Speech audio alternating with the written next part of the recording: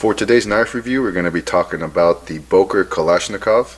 The one I have is an exclusive design from BladeHQ. Let's do a quick 360. And let's go right into the talking points. Starting off with the most important one, price. Out the door, after taxes, I paid $50 and some change. So $50.07. Going on to the next item, fit and finish. I would say for the handle, fit and finish is phenomenal. As for the blade, I don't really know what the coating is. I'm sure you could just check online and see. It doesn't seem like a coating that's going to last very long. However, I do not intend to use this in such a manner that would cause the coating to wear. So that's just my personal preference for this knife. But as for you, if you intend on using this as a work knife, I feel like that coating is going to wear fairly quickly. You never know, and I'll never find out because I don't intend on really using this as a working knife. Next item is blade. So you've got a spear point, I want to call it. I'm just going to call it a spear point blade with AUS 8 steel. So definitely one of the cheaper steels, but still a fully capable steel nonetheless, at least in my experience. Next item is handle and liners. So for the handle, you've got a very form-fitting handle grip, which I have pretty large hands, so just for a reference, you can see if you've got large hands, this handle is going to fit your hand very good. And as for the liners, and there are no liners, however, the handle itself is, I think it's aluminum. It's all metal, so I think that's just really cool. Going on to lockup. So as you could tell, this is an automatic knife, and it comes out with a force, and it's actually a really powerful deployment. As far as lockup goes, absolutely no up and down play. There is some side to side wiggle.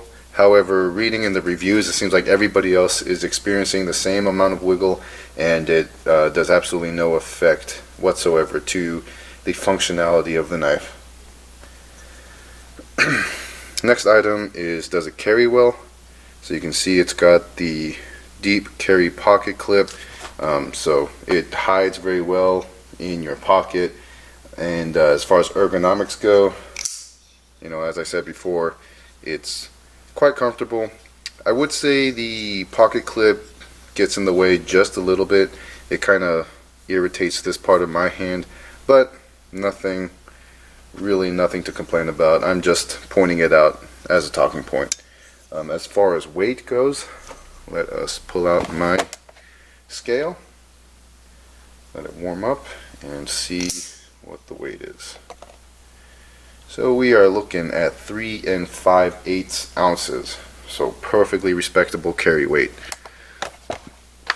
Most people consider 3 ounces as the I guess the standard for EDC, so I think 3.5 to 4 ounces is perfectly within that threshold. Next item is it worth the price? So at $50, I think absolutely yes. You've got a fantastic design, a fantastic blade. Granted, I would say with the blade steel, I would say $50 might be a little, maybe like $10 too much, but I think you're really paying for this design. Next item is, should you buy if you're a collector, worker, etc.? If you're a collector, absolutely. Considering it's an exclusive to BladeHQ. I know that this has come out multiple times in the past, so I don't know if this is considered a rarity. I'm pretty sure BladeHQ will continue to put out these knives as long as the demand is high enough, and I can assure you the demand is very high.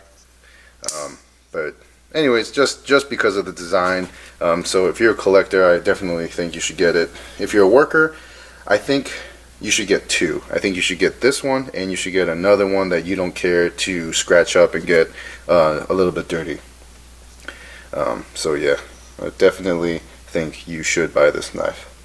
My overall thoughts are fantastic. I really have no complaints. My really only gripe, I guess, is I would like to see the Kalashnikov in this design in a better blade steel, and perhaps like a DLC type coating, just one that you could actually use in a very rough and tough environment without having to worry about this awesome, fantastic design ever fading.